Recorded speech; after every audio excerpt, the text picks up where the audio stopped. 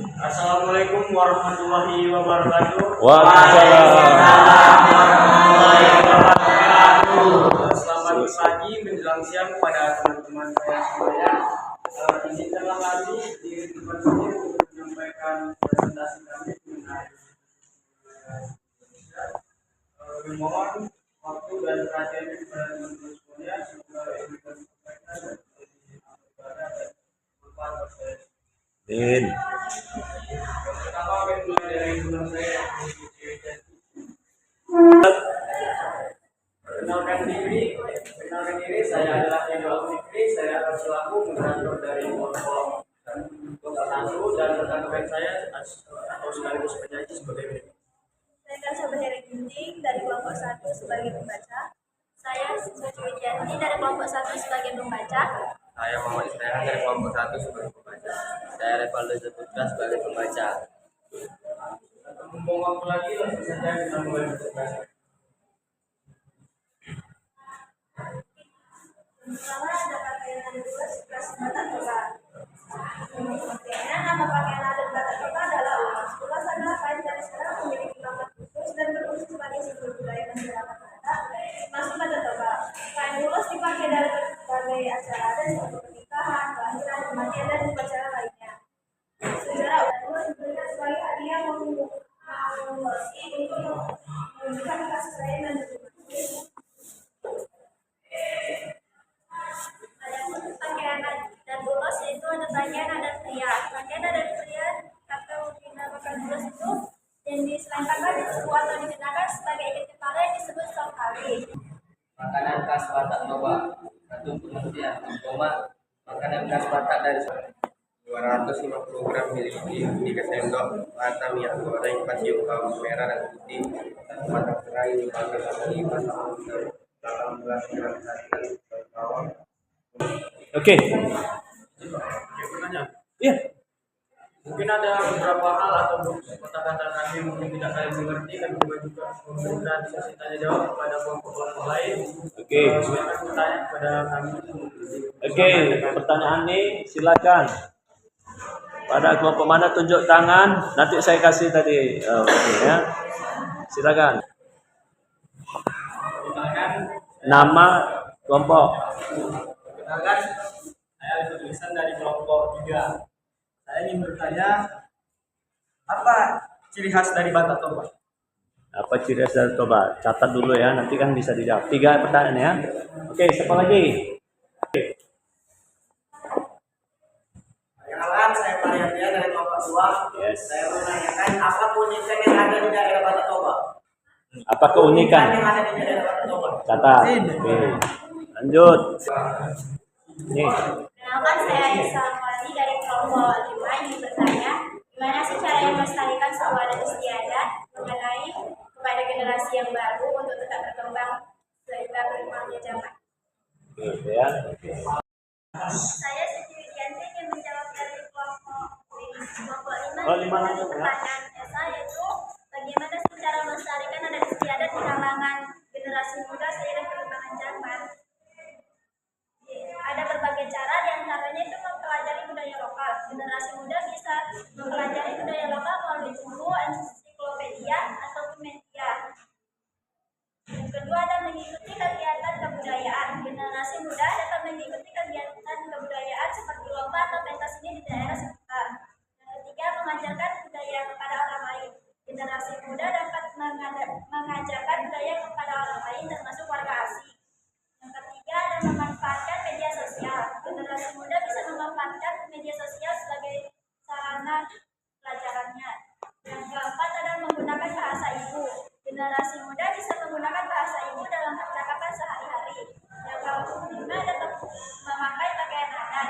Generasi muda dapat memakai pakaian adat sesuai dengan acara-acara tertentu. Yang keenam ada menumbuhkan rasa cinta. Generasi muda dapat menumbuhkan rasa cinta terhadap budaya daerah. Yang ketujuh, tidak mudah terpengaruh. Generasi muda dapat tidak mudah terpengaruh oleh budaya asing. Yang kedelapan ada menghormati adat istiadat. Generasi muda dapat menghormati adat istiadat daerah lain. Itu saja jawaban dari saya. Terima kasih atas jawabannya. Oke.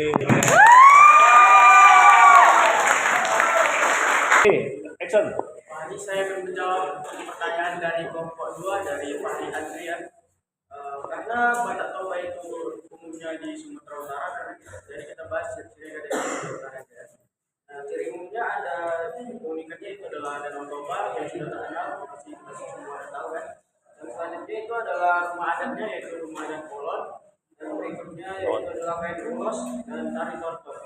Dan mereka juga mempunyai sistem tradisi yaitu marga, sehingga mereka dapat menjalin tari persaudaraan yang erat antara satu sama lain. Terima kasih. Oke, terima kasih kepada kelompok 1, terutama Rido yang telah menjawab pertanyaan saya dengan memuaskan. Oke, mantap. Tepuk. Saya akan sebagai ini ingin menjawab pertanyaan dari kelompok 1. Ciri khas budaya Batak Toba yaitu memiliki penggunaan bahasa atau tutur kata dan nada bicaranya serta busana tradisional. Terima kasih. Tidak. Puas? Puas, oke.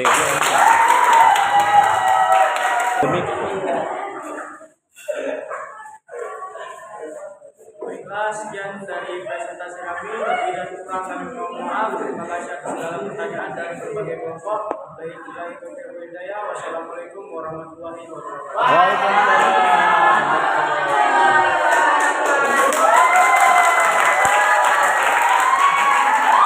Ya, oke. Assalamualaikum warahmatullahi wabarakatuh. Waalaikumsalam. Jadinya kami di sini ingin mempresentasikan hasil diskusi kami tentang makanan dan rumah adat yang ada di Simalungun. Untuk membersihkan waktu, langsung saja kami memperkenalkan diri kami satu persatu. Yes. Dimulai dari saya, Fahri Andrian sebagai moderator, dilanjutkan oleh teman saya. Perkenalan, nama saya Safira Putri sebagai pembaca.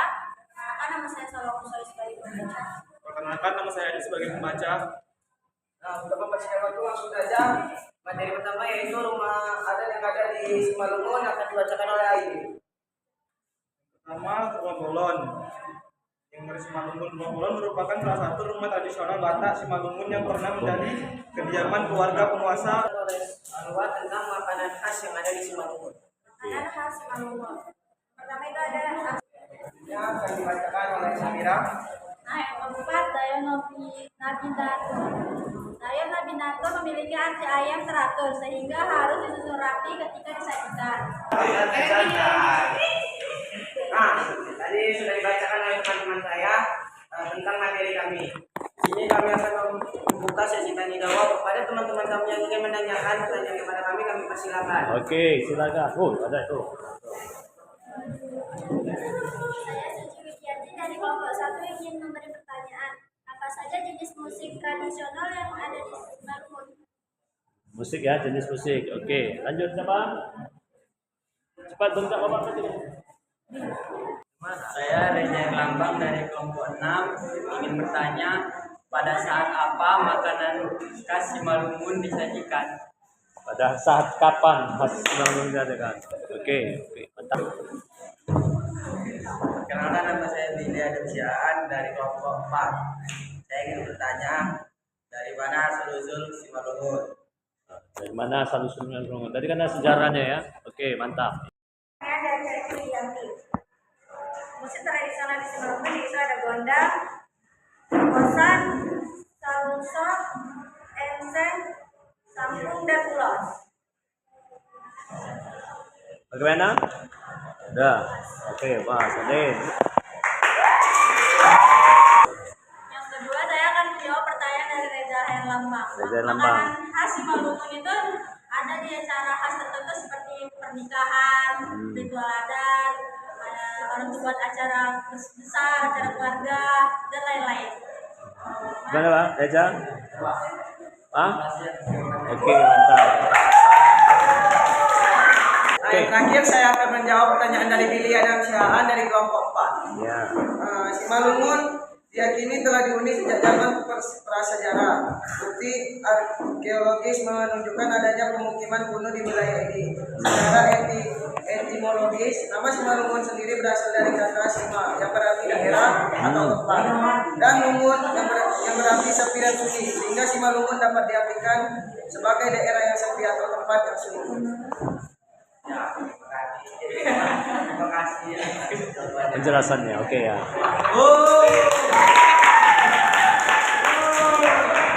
Right. Selesai sudah presentasi dari kami. Terima kasih kepada teman-teman yang telah menanyakan pertanyaan kepada kami.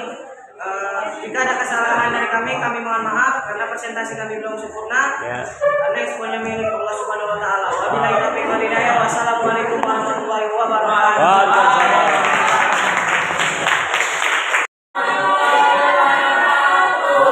Kami dari kelompok 3 berdirinya kami di sini akan mempresentasikan hasil diskusi kami mengenai alat musik tradisional di suku Karo. Sebelum kami mempresentasikan hasil diskusi kami akan memperkenalkan nama kami terlebih dahulu. Perkenalkan, nama saya Muhammad Fadilah sebagai moderator dan ini rekan saya. Saya Cesara Rosafira sebagai pembaca. Iya. Dan Dr. sebagai pembaca. Jadi Dr. Zahra sebagai pembaca. Saya Fatih Ihsan sebagai pembaca. Iya. Baiklah, tanpa membuang waktu, Iya. kami akan membacakan hasil diskusi kami yang dibacakan oleh Keisha.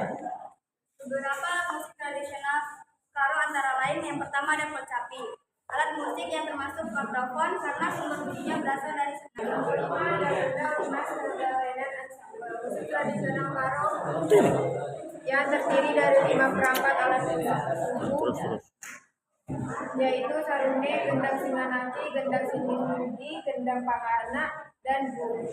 Yang keenam ada gendang, pelus, sedalane. Etnis Karo adalah salah satu etnis terbesar di Sumatera Utara yang mendiami dataran tinggi Karo, Kabupaten Deli Serdang, Kota Kendai, Kabupaten Langkat, Kabupaten Dairi, Kota Medan, dan Kabupaten Aceh Tenggara. Asalnya itu dari dataran tinggi Karo, Sumatera Utara. Buka sesi tanya jawab bagi teman-teman kami yang tanya, silakan. Oke, pertanyaan. Oke, dan kelompok 2. Perkenalkan, nama saya Salma Rasulullah dari Jakarta. Pada tahun berapa Batak Karo didirikan dan siapa yang mendirikan? Wih, ngeri yo. Oke. Tuh. Lagi, satu lagi.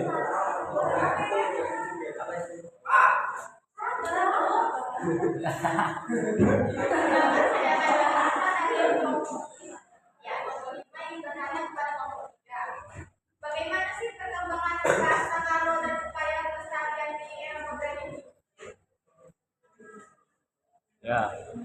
Kenawan dari kelompok 6.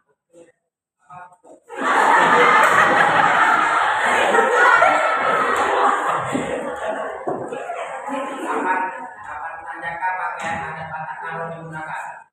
Nah, kapan saja dipakai adatnya ya? Oke. Menjawab pertanyaan dari kelompok 6. Ya. Dari kelompok 6. Digunakan di acara adat yaitu upacara adat, pernikahan, kematian, dan adat lain. Oh. Acara resmi, sambutan tamu undangan, pertemuan Baca adat, bawah perayaan praktek ini. besar, Natal atau tahun baru. Hah? Lepas. Oke, mantap. Oke. Saya Al-Fatul Ihsan. Al-Fatul Ihsan akan menjawab pertanyaan dari kelompok 5. Ya. Bahasa Karo masih hidup dan terus berkembang untuk menghadapi berbagai tantangan. Dengan upaya bersama, kita dapat menjaga kelestarian bahasa ini sebagai bagian dari kekayaan budaya Indonesia. Jawabannya dari kelompok. Jawabannya. Bagus. Oke. Oke. Saya Devika Zahara akan menjawab Siapa? Siapa? Oh, kelompok 2. Berdirinya Batak Karo menelusuri dan mengungkapkan sejarah asal mula Batak. Perlu merunut bagaimana sejak peradabannya dimulai. Sekira 3.000 tahun lalu, Nah, Batak 3.000 tahun. Karo dan siapa pendiri Batak Karo? Dengan demikian, Karo dan Mian Sari serta rombongannya adalah pendiri kampung di daratan tinggi sekarang bernama Daratan Tinggi Karo atau Tanah Karo. Terima kasih atas jawabannya dari kelompok 3. Oke.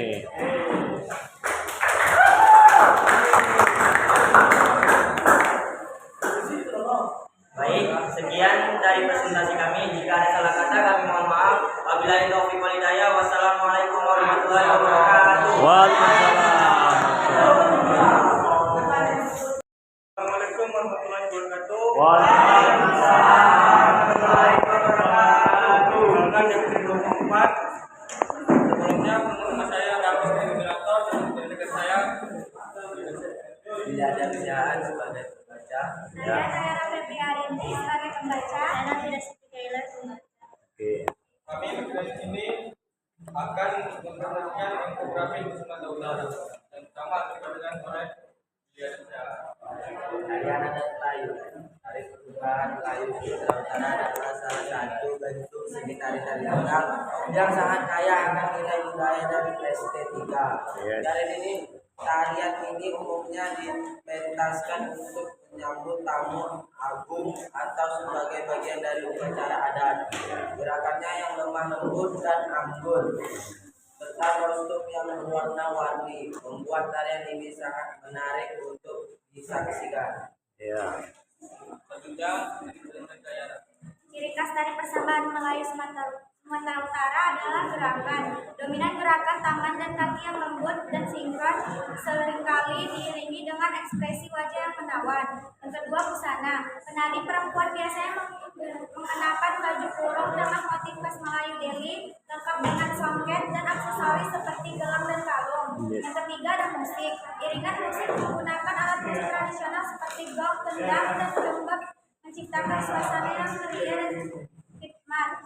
Yang keempat, ada makna. Selain sebagai bentuk penyambutan, tarian ini juga mengandung makna filosofis tentang keindahan, keanggunan, dan keramahan masyarakat Melayu. Yang kedua, ada pakaian adat Melayu. Busana tradisional Melayu atau baju Melayu adalah busana tradisional Indonesia khas etnis Melayu yang berakar dari kerajaan Melayu. Baju Melayu terdiri dari dua bagian. Yang pertama, bagian baju kemeja lengan panjang itu terdiri yang memiliki kera kaku yang ditinggikan, dikenal sebagai kera cekak besar. Bagian kedua adalah celana panjang yang disebut seluar. Kedua bagian terbuat dari jenis kain yang sama, biasanya katun atau campuran poliester dan katun.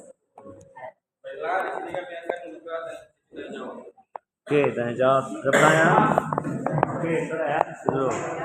Saya adalah Fredian dari kelompok 2 yang mendengar kepada kelompok 4. Apa perbedaan suku Melayu Sumatera Utara dengan suku Melayu yang di Malaysia? Oh. Apa bedanya? Kan? Oke. Kampung. Dari kelompok 6 saya ingin bertanya, apakah ada makanan khas dari Melayu Sumatera Utara? Oke. Makanan khas.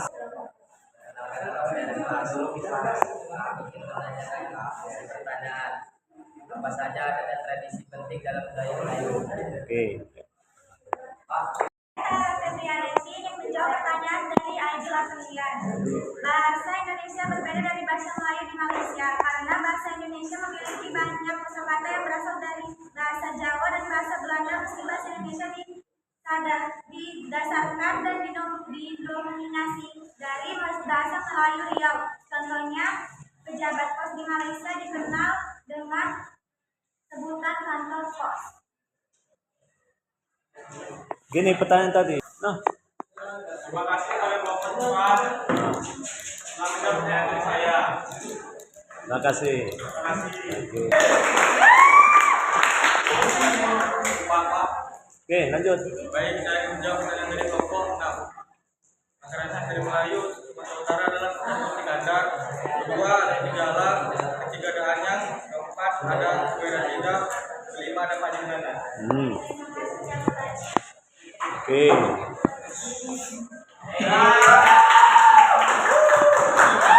Lanjut. Belum.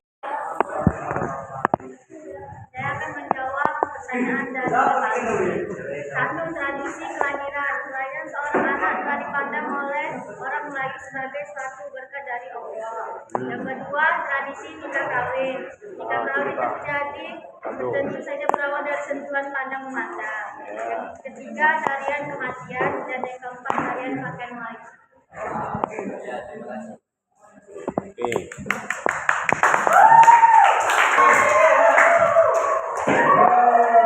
Bella, saya mau berterima ini. Tidak ada salah kata, memaafkan baik itu saya bersama dengan Waalaikumsalam.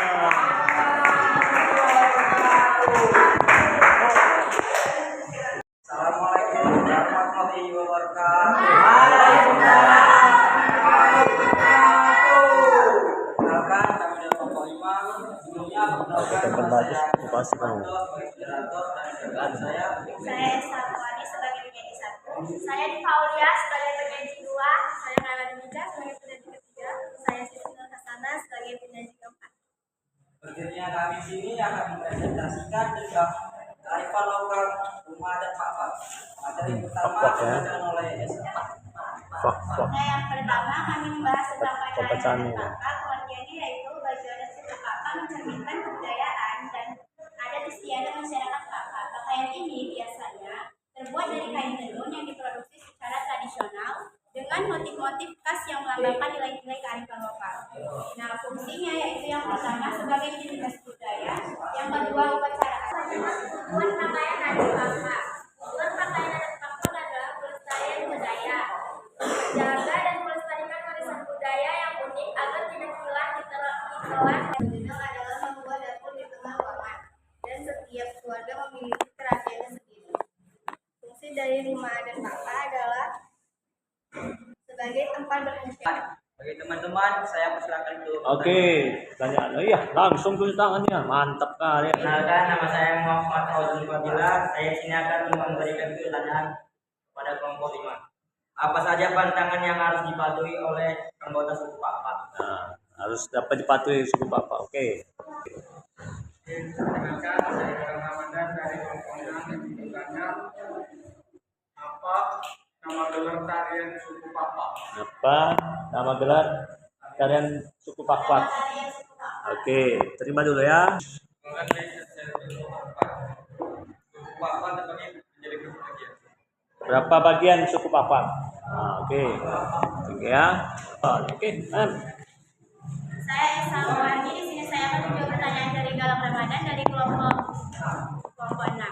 Tarian di suku Papa biasanya diberi nama Tata Moca yang merupakan sebuah tarian yang menggambarkan seni bela diritas Papa. Tarian ini tidak hanya memiliki nilai estetika, tetapi juga mengandung sejarah dan fungsi yang mendalam. Oh, coba dong. Ya. Terima kasih atas jawabannya. Oke.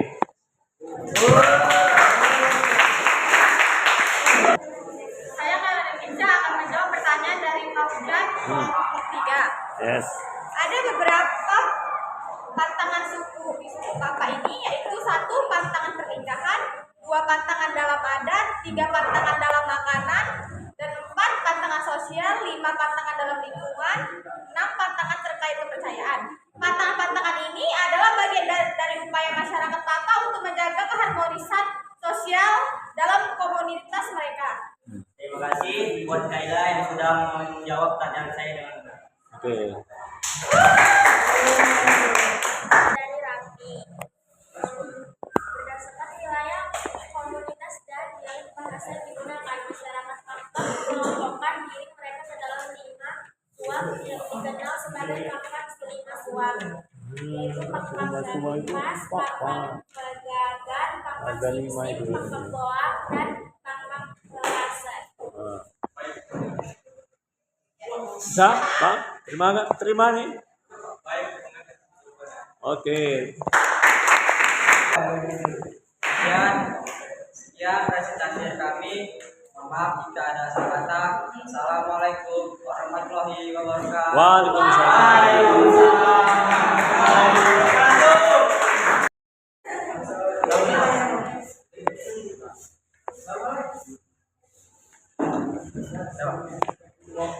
Ikan salam disambal tomat. Ibu yang masak rasanya lezat. Salamku dengan semangat. Ya, Itu tandanya umat Muhammad Assalamualaikum warahmatullahi wabarakatuh.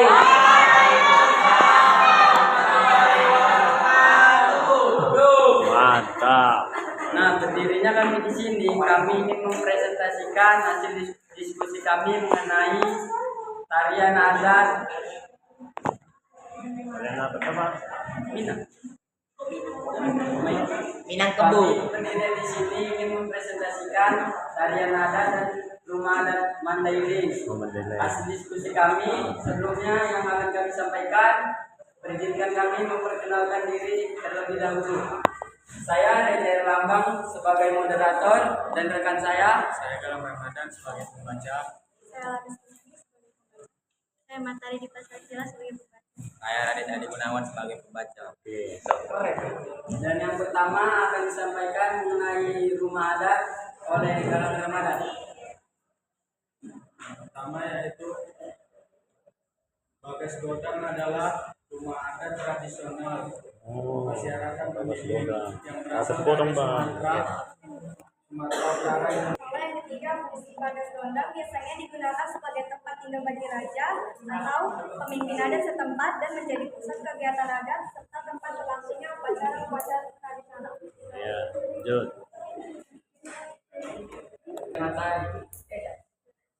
Pertama adalah pengertiannya. Tari tortor adalah tarian tradisional suku Batak di Sumatera Utara yang awalnya bersifat sakral dan digunakan dalam upacara adat atau keagamaan.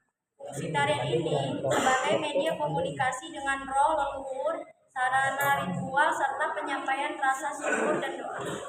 Selanjutnya akan disampaikan oleh Radit. Tujuannya adalah tari tortor adalah untuk menyatukan masyarakat dalam upacara adat serta untuk menjaga hubungan spiritual dengan leluhur. Sudah penyampaian hasil diskusi kami. Jika ada yang ingin bertanya dan kurang paham, kami persilakan. Oke, kita lanjut. Saya Dewi Bacanara menanyakan, apa saja pantangan yang harus dipatuhi oleh anggota suku Mandailing? Saya Mas Irwanto dan Bapak Lima bertanya, upacara apa yang dilakukan oleh suku Mandailing? Upacara apa yang dilakukan suku Mandailing? Oke. Ketiga. Bagaimana sistem kekerabatan di suku Mandailing? Bagaimana sistem kekerabatan di suku Mandailing? Oke. Wah, mantap kali. Ada 8 pantangan yang harus dituruti dalam suku Mandailing. Pertama, pantangan dalam perkawinan. Kedua, pantangan dalam makanan. Ketiga, pantangan dalam kehidupan sehari-hari. Keempat, pantangan dalam upacara adat. Kelima, pantangan terhadap sifat atau perilaku. Keenam, pantangan dalam berbicara. Ketujuh, pantangan terkait dengan adat istiadat. Dan ke-8, pantangan berkaitan dengan kepercayaan dan roh. Oke, terima kasih. Selesai. Lanjut. Saya akan menjawab pertanyaan dari Dimas kelompok 5. Nomor 5, ya Mas. Dalam masyarakat Mandailing terdapat suatu upacara adat atau ritual yang dinamakan Panaik Godang. Seperti kebudayaan lainnya, Panaik Godang merupakan salah satu adat yang penting bagi suku Batak Mandailing. Melalui adat Panaik Godang, suku Mandailing menunjukkan eksistensinya dalam masyarakat. Eksistensi. Semalam. Terima kasih atas jawabannya. Saya sangat. Oke. Tuh. Siapa lagi? Terima kasih. Nah, ini siapa? Jawaban siapa?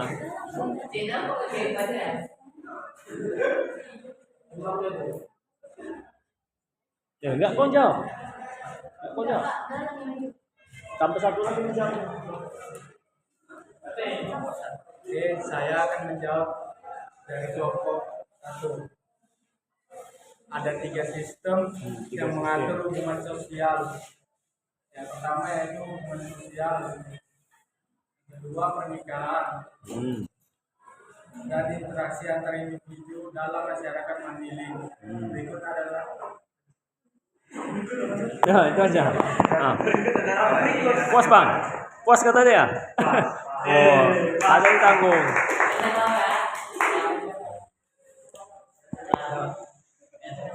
Sekian presentasi dari kami. Mohon maaf bila ada kekurangan. Saya akhiri dengan burung irian, si burung cendawan. Cukup sekian, terima kasih. Wabillahi taufiq wal hidayah. Wassalamualaikum warahmatullahi wabarakatuh.